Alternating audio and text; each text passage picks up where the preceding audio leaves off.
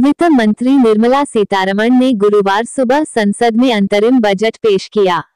मोदी सरकार के मौजूदा कार्यकाल का ये चुनाव के पहले पेश होने वाला अंतिम बजट था। अपने बजट भाषण में वित्त मंत्री निर्मला सीतारमण करीब 1 घंटे तक बोली। बजट से लोगों को काफी उम्मीदें थी। बजट को लेकर देश भर के नेताओं के भी रिएक्शन सामने आ रहे हैं। आइए बताते हैं बजट पर किसने क्या कहा।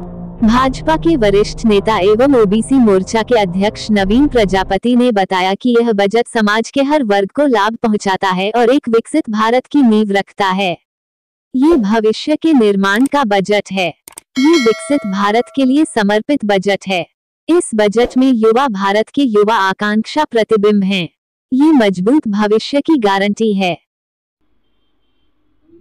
2024-25 का जो इस बार का जो अंतिम बजट जो पास किया गया है केंद्र सरकार द्वारा, किस तरीके का बजट पास किया है, लोगों के लिए किस तरीके का ये बजट रहेगा, अंतिम बजट है, लोगों को इस बार बजट से कितना लाभ मिलेगा। जिस प्रकार मोदी जी ने कहा है कि देश में केवल 4 जातियां हैं, उसी प्रकार उन्होंने सभी जातियों के लिए कुछ ना कुछ इस बजट में रखा है।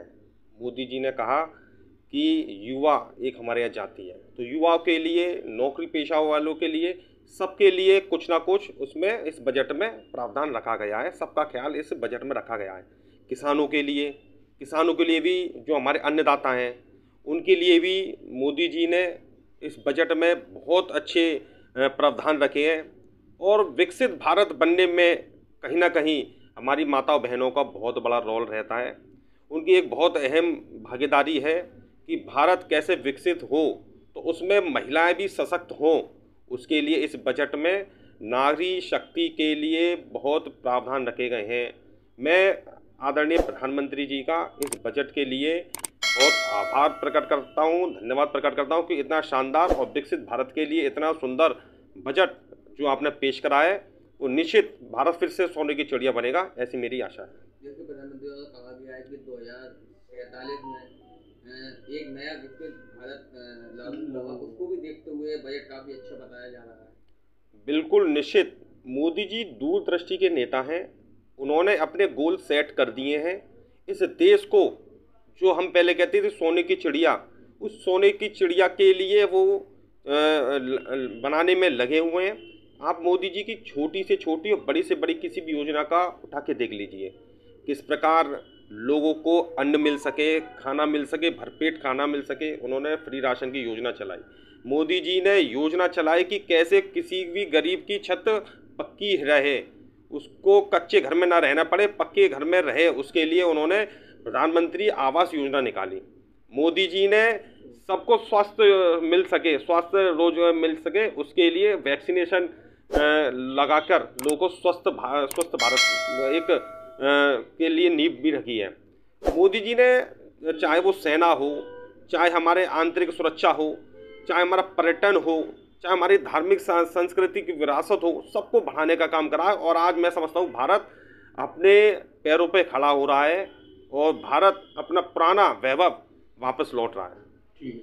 समाजवादी पार्टी के दक्षिणी विधानसभा से पूर्व प्रत्याशी विनय अग्रवाल ने केंद्रीय वित्त मंत्री निर्मला सीतारमण द्वारा गुरुवार को संसद में पेश किए गए अंतरिम बजट को भारतीय जनता पार्टी का विदाई बजट करार दिया। उन्होंने कहा, ये बजट विकास के लिए नहीं है और जनता के लिए नहीं है तो वह व्यर्थ है।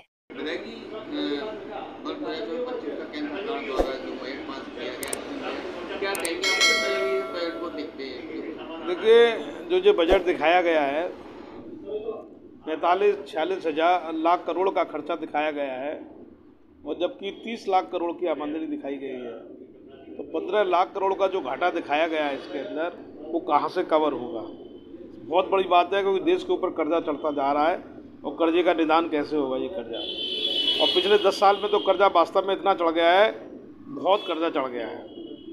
दूसरी बात, देखिए, मेरा एक कथन है व्यापारी होने के नाते कि जब तक हम व्यक्ति को काम नहीं देंगे, रोजगार नहीं देंगे, देश की तरक्की नहीं हो सकती। हम लोगों को बिगर परिश्रम के बैठे हुए चीज़ें मुहैया कराते रहेंगे तो निश्चित रूप से आदमी काम करने लायक नहीं रह जाता, उसकी काम करने की आदत छूट जाती है। इसलिए मेरा तो मानना है कि काम के बदले हमें उसको कुछ देना चाहिए, चाहे हम अनाज दें, चाहे हम उसको रुपया पैसा दें या कुछ भी दें, तो रोज़गार बढ़ाने के अवसर पैदा करने चाहिए। जब तक रोज़गार बढ़ाने के अवसर पैदा नहीं होंगे, और देश के अंदर बहुत बड़ा इंडस्ट्रियलाइजेशन होना चाहिए। अभी देश के अंदर इंडस्ट्रियलाइजेशन बहुत कम है, और खासकर उत्तर प्रदेश। और आगरा की बात कर ले तो आगरा को तो कुछ भी नहीं मिला, आगरा तो ठेंगा दिखा दिया गया। आगरा की तो योजनाएं इतनी सारी पेंडिंग पड़ी हैं, अंतर्राष्ट्रीय एयरपोर्ट पे चर्चा होनी चाहिए, क्योंकि ताजमहल है, विश्व के 7 अजूबों में एक है।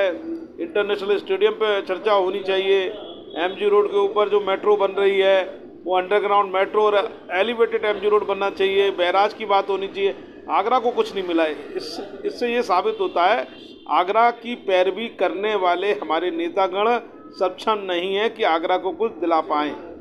तो बजट निश्चित रूप से निराशाजनक है। बेरोजगारी बढ़ा है, महंगाई को कंट्रोल नहीं कर पा रहा है, महंगाई लगातार बढ़ती जा रही है। शिक्षा की कोई खास बात नहीं है, स्वास्थ्य की कोई खास बात नहीं है। शिक्षा, स्वास्थ्य, इस पर चर्चा होनी चाहिए। इसलिए हमारी नज़र में आम आदमी को इनकम टैक्स लेवल बढ़ाना चाहिए, वो भी नहीं बढ़ाया गया है। एक बहुत सारी अनेक बातें हैं, लेकिन जो मेरे संज्ञान में आई है वो मैंने आपको बताई है।